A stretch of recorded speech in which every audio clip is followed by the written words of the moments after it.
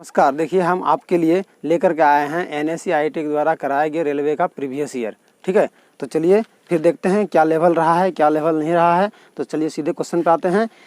पहला क्वेश्चन है आपका, यहाँ ब्लैक में आपको दिख रहा है लिखा हुआ, एक व्यापारी 20% छूट देकर 25% लाभ कमाता है, उसका क्रय मूल्य 12,800 रुपया है, तो अंकित मूल्य बतावें। देखिए क्या बोल रहा है कि 12,800 रुपया कॉस्ट प्राइस है। कितना है? 12,800 रुपया अगर उसका कॉस्ट प्राइस है, कॉस्ट प्राइस 12,800 रुपया है। देखिए 12,800 रुपया अगर उसका कॉस्ट प्राइस होता है, कहता है क्या कि वो मूल्य को बढ़ाना चाहता है। मूल्य को क्या करना चाहता है? बढ़ाना चाहता है। क्योंकि देखिए लाभ कमाने, सबसे पहला उद्देश्य आपका क्या होता है? माल बेचने, लाभ कमाना। लाभ कमाने के लिए 25% लाभ कमाना चाहता है। इसका वैल्यू क्या करना पड़ेगा? आपको 25% बढ़ाना पड़ेगा। तो ऊपर 125 से गुना कीजिए और नीचे क्या कीजिए? 100 से गुना कर दीजिए। ऐसे ही ऊपर 100 ज़्यादा से, नीचे कम से, इसका वैल्यू बढ़ जाएगा।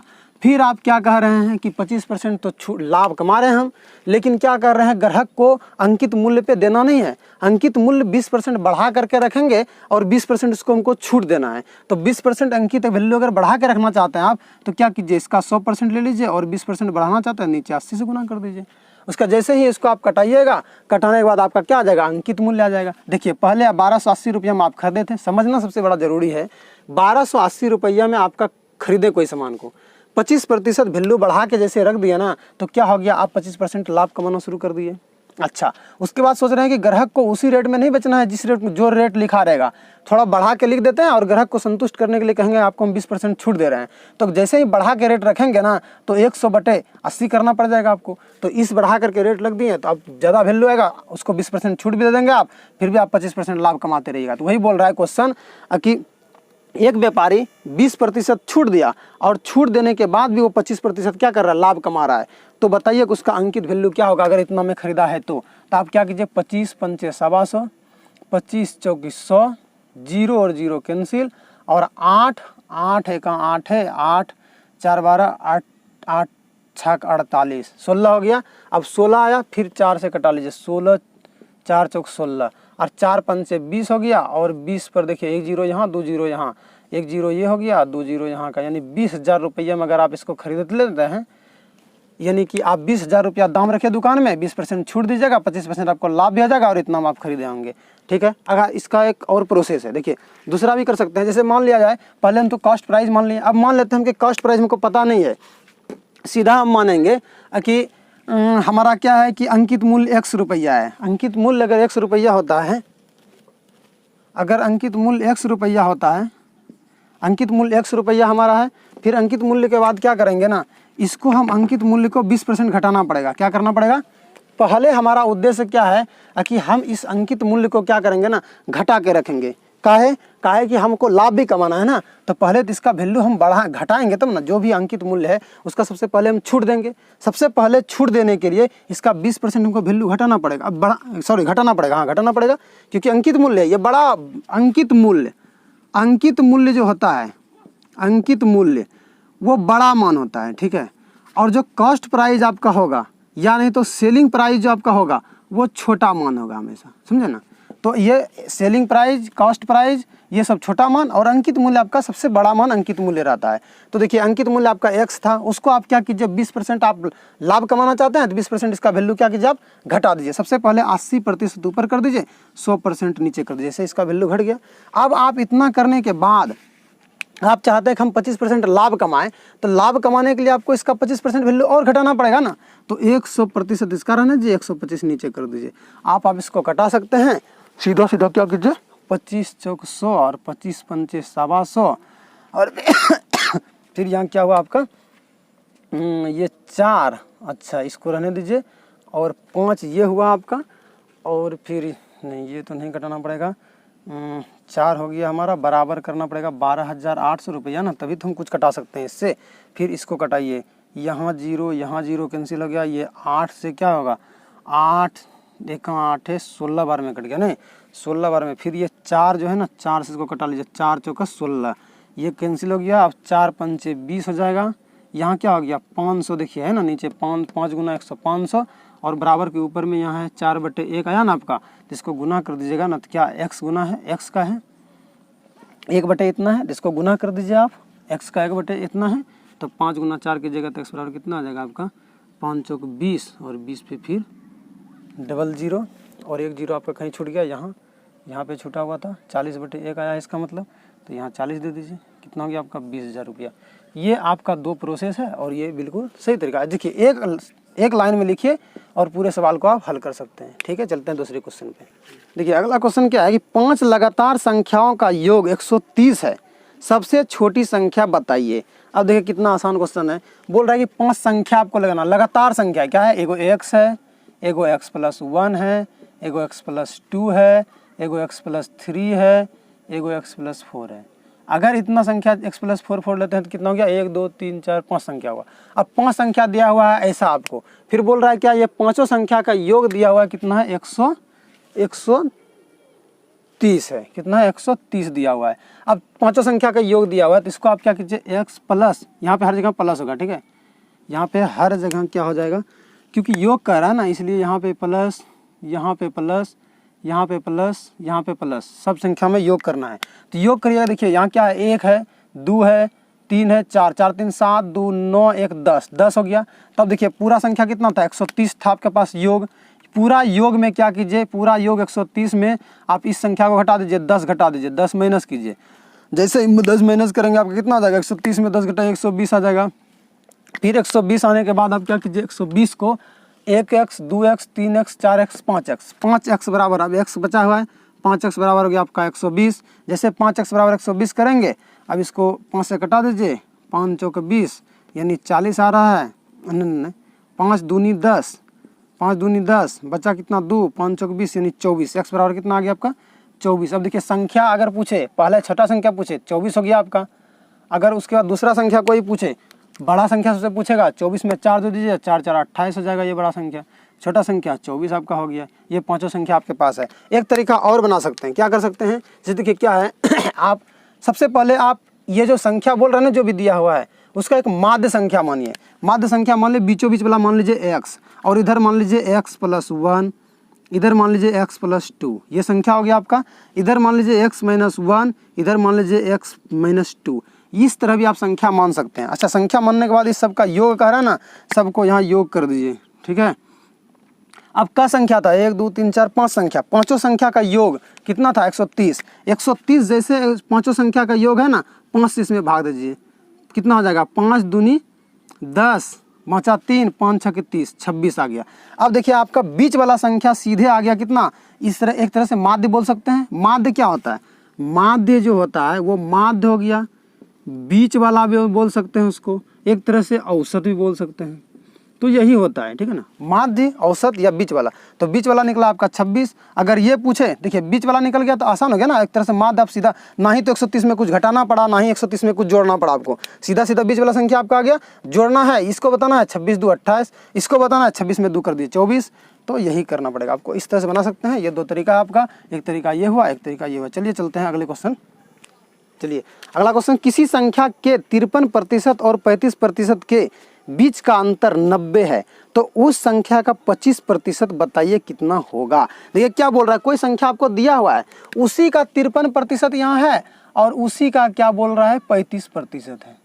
अब देखिए एक ही संख्या का जब आपको 53% और 35% पूछ रहा है, तो आप सोचिए जरा कि 53 में 35 अगर घटा देंगे तो कितना हो जाएगा, 18 होगा कि नहीं होगा, 18 हो जाएगा। अब देखिए 18% को अगर आप बराबर कर दीजिएगा, 90 दिया हुआ आपका, तो 18% बराबर, जब 90 दिया हुआ है तो 18% बराबर 90 कर देंगे, वैल्यू नहीं आ जाएगा, सीधा सीधा जोड़ दीजिए, 8 पंचे 90 यानी 500।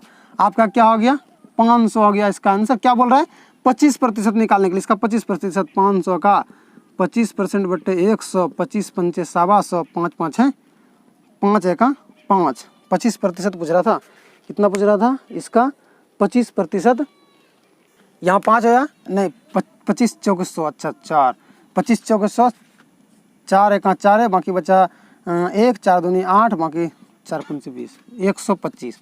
इसका कितना है आपका 125, 125 इसका आंसर होगा। अब देखिए एक तरीका ये हुआ, आप ऐसे कर सकते हैं। देखिए यहाँ पे x का 53% माइनस x का कितना हो गया आपका 35%। अब x कॉमन ले लीजिए, ये प्रोसेस हुआ। फिर यहाँ 53% हो जाएगा आपका, फिर यहाँ माइनस 35% होगा, फिर वही निकल जाएगा, ठीक है ना। फिर यहाँ बराबर कर दीजिएगा 90, इसको करके आप प्रोसेस से निकाल सकते हैं। ये प्रोसेस हुआ। हमको देखिए क्या करना है, कम्पिटिटिव कर रहे हैं, क्या करना है, पेन और कागज़ जितना कम से कम टच होगा, ये बात को बिल्कुल ध्यान रखिएगा, बिल्कुल ध्यान रखिएगा। जितना पेन से कॉपी का टच कम होगा उतना हमारा टाइम सेव होगा, और टाइम सेव सबसे इम्पोर्टेंट चीज़ है। चलिए चलते हैं। देखिए आपका अगला क्वेश्चन है, किसी शहर की जनसंख्या प्रत्येक वर्ष 4% बढ़ती है, यदि शहर की वर्तमान जनसंख्या 27,040 यानी 27,040 है तो 2 साल पहले की जनसंख्या कितनी होगी। अब आप देखिए क्या कीजिए, बोल रहा है क्या कि 27,040 जनसंख्या वर्तमान में है, नहीं वर्तमान में जनसंख्या इतना है, 2 साल पहले इसकी जनसंख्या कितनी थी, जबकि इतना तब हुआ है जब 4% के दर से हर एक बार बढ़ा है तब। तो इसको आप क्या कीजिएगा, 4% घटाना पड़ेगा ना आपको, तो 100/104 कर दीजिए, गुना 100/104 कर दीजिए। जैसे ही इतना आप कीजिएगा, ये जो वैल्यू आएगा वो 2 साल का घटा हुआ वैल्यू आ जाएगा। तो क्या कीजिए, आपको 25 20 पंचे 100 नहीं 20 पंचे 100 और 26 छकी 104 कर दीजिए, नहीं 26 छकी 104 चौक 24 20 चौकी 25 चौकी 100 25 चौक 100 और 26 छकी 104। ठीक है, अब क्या कीजिए, इससे आप 104 से जो है ना, हमको लगता है ये कटा लीजिए, कितना बार में 6 चौक 24 6 यानी कि 104 गुना 1 यानी 26 बार में, 26 बार में इसको कटा लीजिए। उसके बाद यहाँ आपका देखिए ये 26 आपका कैंसिल हो जाएगा, और बचा क्या, इधर आपका 25 बच गया, और यहाँ डबल जीरो, यहाँ 1 जीरो, यानी 25 पर आपका 3 जीरो हो गया। कितना हो गया, 25 पर 3 जीरो, या 25,000 पहले जनसंख्या होगी, और 4% के दर से बढ़ा, तो आज हमारा कितना हो गया जनसंख्या, इतना जनसंख्या हो गया। चलिए फिर चलते हैं हम अगले क्वेश्चन पे। अगला क्वेश्चन हमारा कह रहा है कि अगर आपकी तीन संख्याओं में पहली तथा दूसरी संख्या तीसरी संख्या से क्रमशः 30% और 40% कम है, तो दूसरी संख्या पहली संख्या का कितना प्रतिशत है, ये आपको बताना है। संख्या आपके पास है 3, संख्या 1, संख्या 2, संख्या 3। अब संख्या 3 में बोल रहा है कि पहली संख्या दूसरी संख्या तीसरी संख्या जो है, उसमें से 3 संख्याओं में पहली तथा दूसरी संख्या तीसरी संख्या से क्रमशः, अच्छा 30%, ये उससे, ये अगर 100 है, ये इससे 30% कम है, और ये 40% कम है, यानी 60 हो गया। अब देखिए ये 70, ये 60, ये 40, बोल रहा है कि दूसरी संख्या दूसरी संख्या पहली संख्या का कितना प्रतिशत है, जिसमें का लगा हो, जिसमें का लगा हो उसे नीचे लिखना है। क्या लिखना है, नीचे लिखना है। क्या करना है, उसको नीचे लिखना है। ये आपका हर जगह फ्लो करेगा। क्या बोल रहा है, दूसरी संख्या पहली संख्या का कितना प्रतिशत है, पहली संख्या का, तो का नीचे, और दूसरी संख्या 60 है, का कितना प्रतिशत है, यहाँ जीरो कट जाएगा, 600 बटे आपका हो गया 7, इसमें आप भाग दे दीजिए, क्या हो जाएगा 7 8 56, और बचा कितना 4, 7 5 35, बचा 5, 5/3 5/7, कितना हो गया 5/7, यानी क्या 85.5/7% ये है। तो ये आपका आंसर हो गया। चलिए फिर चलते हैं। तो देखिए आपका ये अगला क्वेश्चन है, 40 लीटर दूध और पानी के मिश्रण में 10% पानी है, कितना और पानी मिलाएं कि 20% पानी हो जाए। तो आपका क्या है, मिश्रण कुल है 40 लीटर, क्या है 40 लीटर, इसमें मिला क्या क्या है, दूध मिला है आपका एक, और एक मिला है क्या, पानी। तो दूध और पानी, अब देखिए आपको समान क्या रख रहा है, समान हमेशा रख रहा है दूध, समान हमेशा रख रहा है क्या, दूध रख रहा है। पानी क्या हो रहा है, अंतर कर रहा है, पानी क्या कर रहा है, अंतर कर रहा है। पहले 10% पानी था, और बाद में क्या बोल रहा है 20% पानी हो जाना चाहिए हमारा, ये दोनों पानी है। तब देखिए क्या हो रहा है, अंतर किस में हो रहा है, पानी में। दूध समान रखा है, तो हमेशा समान वाला वैल्यू लेना है। 40 का क्या करना है आपको, ले लेना है क्या, दूध कितना है अभी, पानी 10%, तो दूध हमारा 90% हो गया। ठीक है, उसके बाद बराबर कर दीजिए, ये क्या होगा, दूध बराबर हम क्या कर रहे हैं, दूध कर देंगे। जैसे ही दूध बराबर दूध करेंगे हम, तो यहाँ देखिए 40 का 90% यहाँ हो गया, और फिर यहाँ 40 का कितना हम पानी इसमें मिला दें, जो कि हमारा क्या हो जाना चाहिए, मिश्रण का कितना प्रतिशत होना चाहिए, 80% दूध इसमें हमारा हो जाए। ठीक है, 80% दूध होने के लिए क्या करना पड़ेगा हमको। अब देखिए यहाँ प्रतिशत है, यहाँ 100 मत दीजिए, यहाँ प्रतिशत दीजिएगा, हटाना फटाना आसान हो जाएगा आपका। ठीक है, यहाँ पे 0, यहाँ पे 0 खत्म हो जाएगा। यहाँ 9 चौक 36 यानी 360 हो गया। यहाँ पे क्या हो जाएगा, 8 चौक 32, 320 प्लस 8x हो गया। अब इसको घटा दीजिए, यहाँ क्या हो जाएगा आपका 40 बटे, यानी बोल सकते हैं 8x बराबर 40, और x बराबर क्या हो जाएगा 40 बटे आपका 8 हो जाएगा।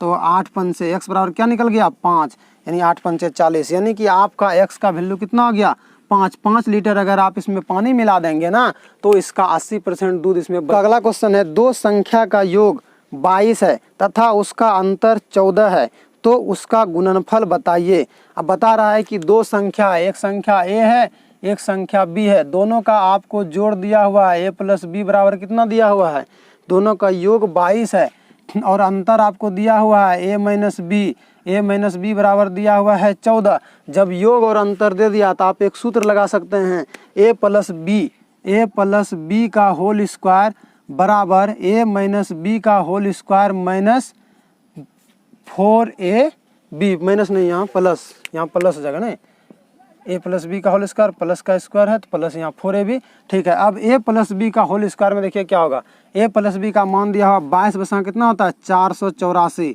नहीं 22 बसा 484 बराबर कर दीजिए कितना a माइनस बी, तो 196 हो जाएगा। फिर प्लस कर दीजिए 4ab। ठीक है, अब 4ab जैसे यहाँ प्लस किया ना, तो इसको घटा लीजिए, कितना हो जाएगा 196, जैसे घटाइएगा तो 8 6 14 हो जाएगा, इससे एक पैंचा लीजिएगा तो 9 8 17 हो जाएगा आपका। फिर यहाँ क्या हो जाएगा, 3 में 1 गया 2 हो जाएगा, 288 बराबर क्या हो गया 4ab, यानी ab बराबर अगर आप करना चाहते हैं तो 288 बटे 4 कर दीजिए। और जब आप कॉम्पिटिटिव पढ़ते हैं तो कोई प्रोसेस और कोई प्रोसेस का यहाँ कुछ नहीं होता है, जैसे आपका मन है वैसे करते चले जाइए। 4 से कटाइए, 4 पंचे 20, 4 पंचे 20, 4 पंचे 20 बचा 8, और 7 चौक 28, 7 चौक 28, 4 दूनी 8, यानी 72 आ जाएगा। नहीं देखिए कोई बात नहीं है, 4 से कटाएंगे तो 5 बार में नहीं कट कर क्या कटेगा, 7 चौक 28 कटेगा, और 4 दूनी 8 यानी 72। ये आपका ए बी जो है ना, ये जो गुणनफल है ए और बी का 72 होगा। क्या होगा 72 होगा गुणनफल। तो इस तरीके से आप निकाल सकते हैं। चलते हैं अगले क्वेश्चन। ए बी और सी 1,14,000 पूंजी लगाकर एक व्यापार शुरू करता है। साल के अंत में ए का लाभ 337.50 रुपया, बी का लाभ 1125 रुपया और सी का लाभ 675 रुपया होता है। तो बी का निवेश बताइए। क्या बोल रहा है कि बी का आपको क्या करना है, निवेश बताना है। तो आप देखिए क्या होता है ना, जो पूंजी होता है, जो निवेश है आपका, जो निवेश होगा ना उसी के अनुपात में आपका क्या होता है पूंजी, जो पूंजी का अनुपात, निवेश माना क्या हुआ पूंजी, निवेश माना पूंजी, जो पूंजी और निवेश होता है उसी का अनुपात में लाभ भी मिलता है लोगों को, समझ गए ना। जितना आप पैसा फंसाइएगा उसी हिसाब से ना आपको लाभ मिलेगा। तो लाभ और पूंजी का अनुपात समान होता है, पूंजी जितना आप फंसाते हैं उसी अनुसार से आपको लाभ मिलता है। तो लाभ का अनुपात बराबर पूंजी का अनुपात। तो पूंजी देखिए लाभ कितना मिला है 337, कितना मिला है 337.50 ए का, बी का लाभ मिला है 1125 रुपया, और सी का लाभ हमारा है 675 रुपया।